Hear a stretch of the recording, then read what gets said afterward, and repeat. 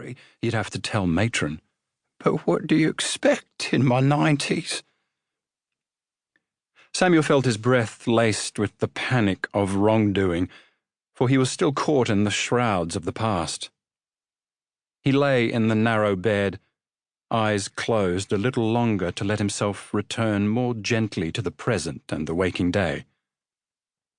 Lying on one side, he carefully brought his knees together in a fetal position, and with elbows and feet slowly levered himself onto his back. It was one way to avoid the agonies of leg cramp from any sudden movement, and ease the strain on both groins from his double hernia and the pressure of what remained in his bladder. He could sometimes manage it without assistance or pain, and succeeding this morning, speed allowed the sense of accomplishment gradually to displace those lingering feelings of dread ignited by the phantom bonfire. No phantom, though. He opened his eyes, and, for a moment, Sam Speed imagined himself still enveloped by the smoke cloud.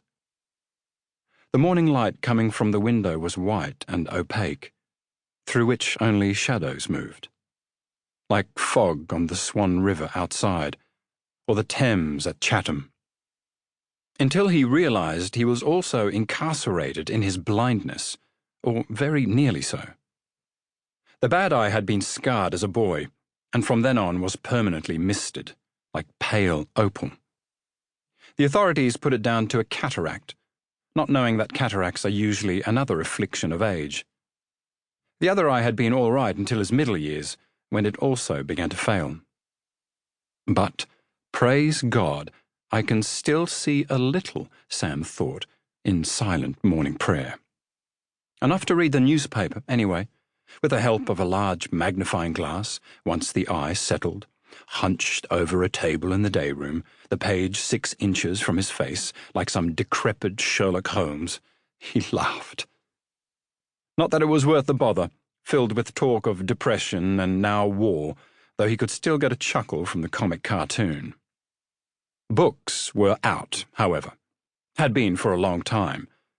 It was too hard to maintain the sense of them, squinting at the tiny words through that thing. So, thank heaven for Braille, as Sam returned to the Almighty and the man who invented it for allowing him still to have stories at his fingertips. And also, as an afterthought, for the person who thought of putting the new talking books on gramophone records. Samuel was never one to let himself dwell too much on the hardships of life.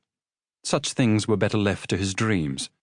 To the outside world, even to his maker, Speed tried to adopt the cheerful countenance of his literary namesake, Mr. Samuel Smiles, and thus he lay there thinking and letting his good eye adjust to the patterns of the day.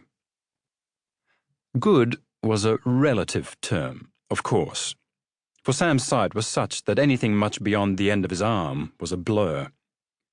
The best he could manage this morning was to concentrate on the contours of his right hand, stretched limply across his chest.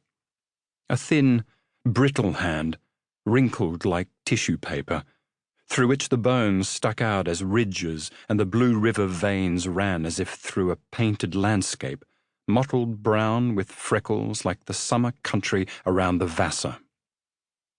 An old man's hand that had seen much, done much, these 90 years or so.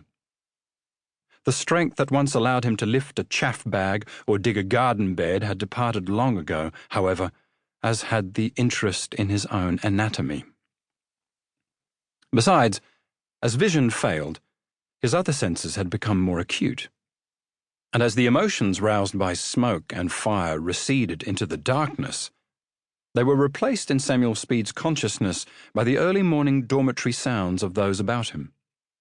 The old fellow in the next bed grunting as he strove to stay asleep, coughs and mutters, somebody urinating into the metal chamber pot. A magpie started to sing outside the window. Break-a-day birds, they used to call them, and one chap, in need of conversation during those lonely weeks out as a shepherd, even taught one to speak. He was happy, so they said, unlike those two at the other end of the ward, quarrelling as one tried to cadge a smoke. "Get away with you, it's me last."